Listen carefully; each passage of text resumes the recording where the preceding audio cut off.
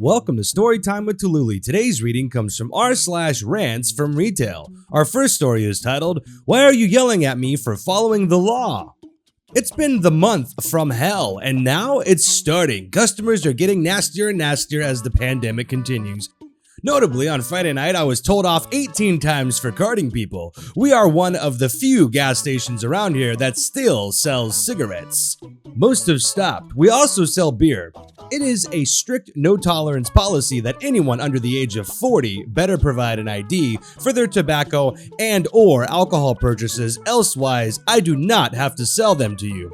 Friday night, one person came in without his ID, yelled at me for not selling him beer, and stormed out. Seconds later, someone got out of his truck, stormed in, and I told him I could not let him buy beer for that person. So they yelled at me and stormed out. Seconds later, a third person stormed in and did the same. Rinse and repeat with 6 people. As if I'm not smart enough to see them getting out of the same car as the dude with no ID. One demanded I call my supervisor, and she said if the first person had no ID, the others cannot buy it for him. That was just the start. Later, some little charmer driving a Lexus gets mad because I have to ID him and yells at me. Then sits in the parking lot for 5 minutes complaining to my coworker. When I go out to ask him to leave, he calls my supervisor on me again. Ugh. Folks, it's the law. It's been the law longer than most of you that want to buy this stuff have been alive. Just show me your ID and don't get mad at me for following both company policy and the bloody law. That sounds a bit frustrating, and yeah, I think people are on edge, and that's unfortunate, but that's the law. You gotta follow it. Our next story is titled, "Dear Managers, Please Stop Doing This." If there's a rude customer that belittles an employee for simply doing what they're supposed to do or informing them of the rules, if that employee calls you over for assistance, the employee would most likely appreciate you having their back in the situation as opposed to completely disregarding their efforts and just giving the customer whatever they want if they fuss enough. Many managers that do this say they do it to get the customer out the store quicker and that it isn't worth disputing, but all that really does is encourage those same crappy customers to return in the future. Make the employee seem like they were the one in the wrong, yet puts the manager themselves in a good light in the eyes of the customer, essentially making the employee into the scapegoat of the situation. Completely discredits anything the employee tells customers from that employee onwards, even when they are in the right. They'll be haunted by the words, "Let me speak to your manager." It merely reinforces that customers' insufferable behavior and lets them feel like they've won. Now, all that person is going to do is keep talking down to powerless employees because they know that they accrue no backlash from doing so. They always have to get their way, kind of like a spoiled child. In short, managers, if an employee is right about something that they call you for assistance dealing with a disheveled customer, please stop giving the customer what they want just so they leave. Yeah, that's it's kind of annoying. Like if you're enforcing something and it's policy for the store, the customer asks for a manager, then the manager comes over and gives them what they want. It makes you look like a doofus, and it's like just like why why do you even enforce the rules then, right? You should just let them get away with it moving forward because who cares, right? Our next story is titled, "Customers Have Broke Our Plexiglass, Leaving Us with Half Our Registers Down."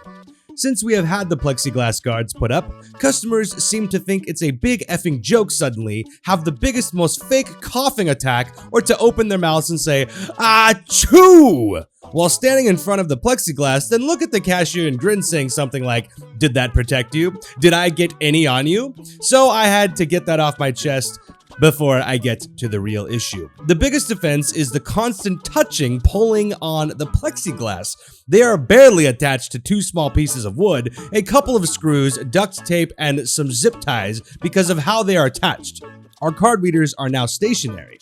It is obvious you cannot move them. Sorry, it is an inconvenience that you have to bend down right now to use them, but yanking on it and actually breaking the dang plexiglass didn't help anything. My store is the only grocery store in town. We have 10 registers, 2 are express lanes, no SCO or self-checkout. Right now we have 1 express lane down because a customer was mad about being told we knew it was his second trip in getting the same things. Limits are per customer per day, and he actually tore the side off the register so there's no bagging area. We have another big lane down due to a rather large lady deciding the cubby we have to hold a purse next to the check writing station was big enough for her to sit down. 30-year-old particle board said otherwise and collapsed. It took out the support for the belt, so we can't use it. We have 2 lanes down due to customers not keeping their hands off the plexiglass and have snapped it off their supports, so we can't use those. So we're down to 6 lanes, and due to social distancing, we can only use every other one. We have 2 lanes now in express lane. And literally, as I was typing this, a text came in from the MOD that another customer just let their child tear the plexiglass off of the last express lane.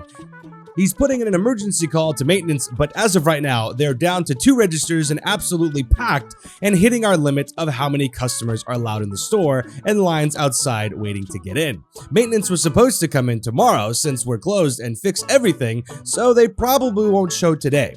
I'm so glad that I'm off today. That sounds super annoying, and people, especially in times of crisis, actually are kind of crazy, and it is kind of scary having a bunch of humans around you in a time of uncertainty because people don't work very well in large groups when they're all either being controlled or scared or whatever. Our next story is titled, "When we have a customer limit, don't bring your whole family." It's the middle of COVID-19, and by order from Governor Northam, all non-essential stores in the state, like mine, can only stay open if we limit customers in the store to 10 or less. So here's an idea, Karen. Maybe this isn't the best time to gather your entire extended family and head out for a day on the town? To be fair, when we explain the 10-person limit, most of the big groups would acknowledge it, send in 1 person, and have the rest wait in the car. However, there's always a few who would come up with a 4 to 6 person group and insist that every single one of them is coming inside together. To which I respond, okay, you'll have to wait until we have 4 to 6 open slots though, and if any single customers come up first, they're coming in before you. Have fun sitting on that mom bench for the next 8 hours.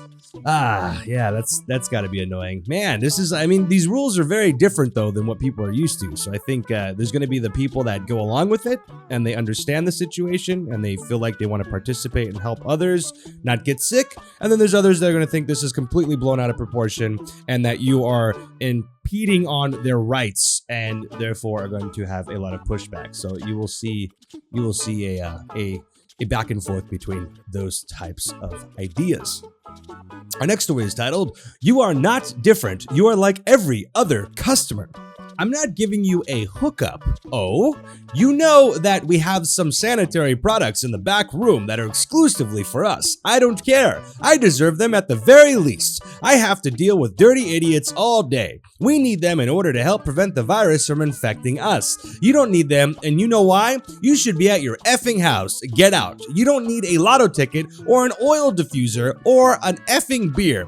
Go home. You aren't getting a single thing from me.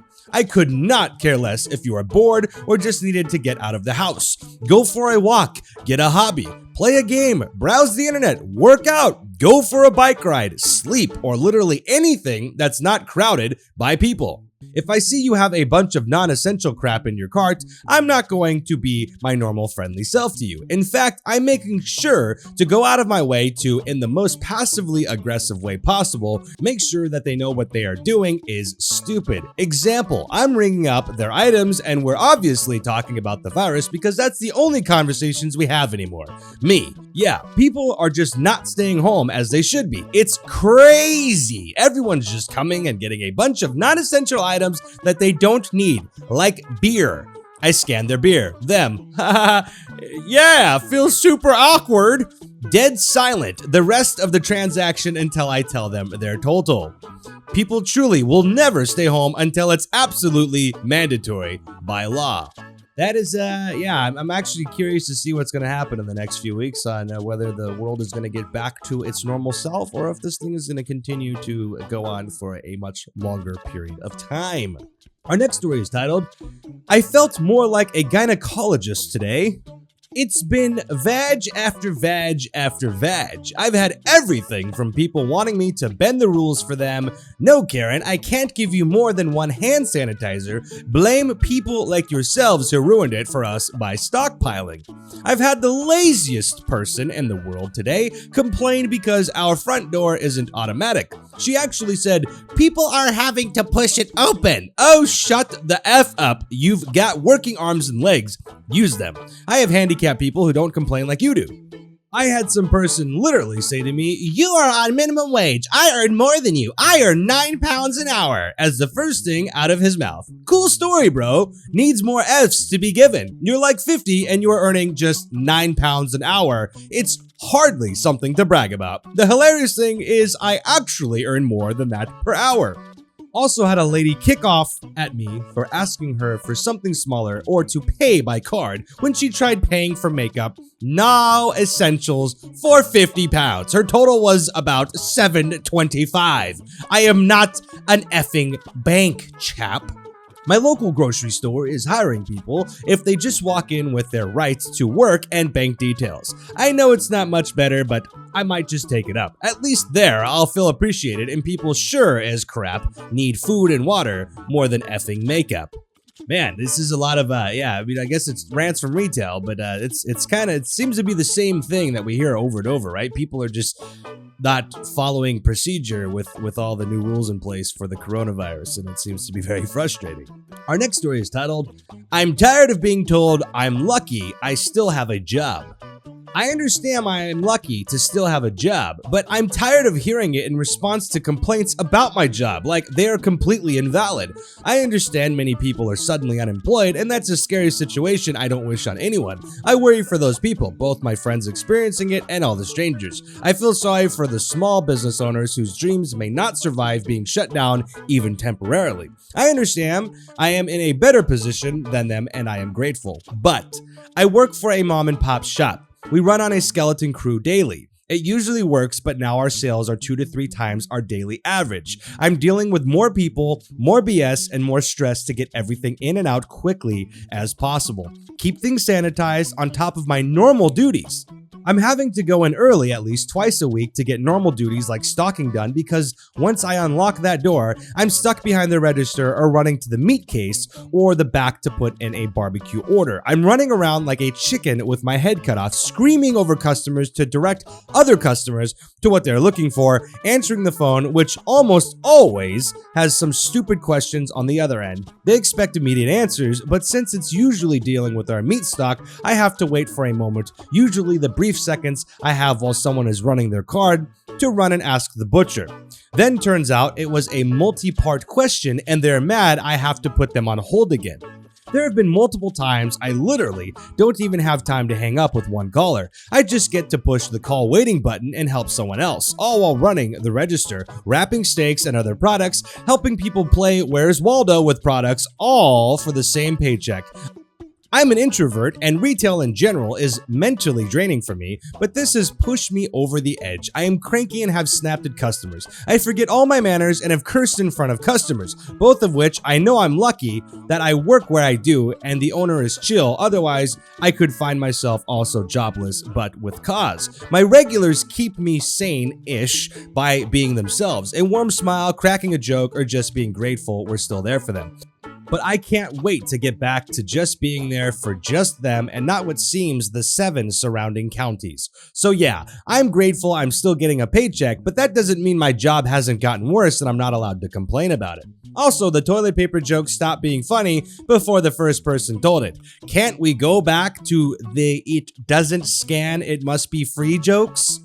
Well, it sounds like all of you are going through some chaos, so thank you for being at the businesses to allow us to get the essential items that we do need, and I'm sorry you have to deal with people losing their minds during this time. We shall all get through this, just hopefully sooner than later. And with that being said, that's actually the end of today's video. So if you did like it, please like the video. And if you haven't subscribed yet, but you enjoy these types of videos, please consider subscribing and hit that bell for notifications so you know when the next video comes out. Thank you all for your continued support. If you would like to join the Discord, we have an amazing community, and the link for that is in the description below, along with all of my other social media links if you'd like to follow me there as well. Again, thank you all. I hope you're staying safe. And with that being said, we'll see you next time.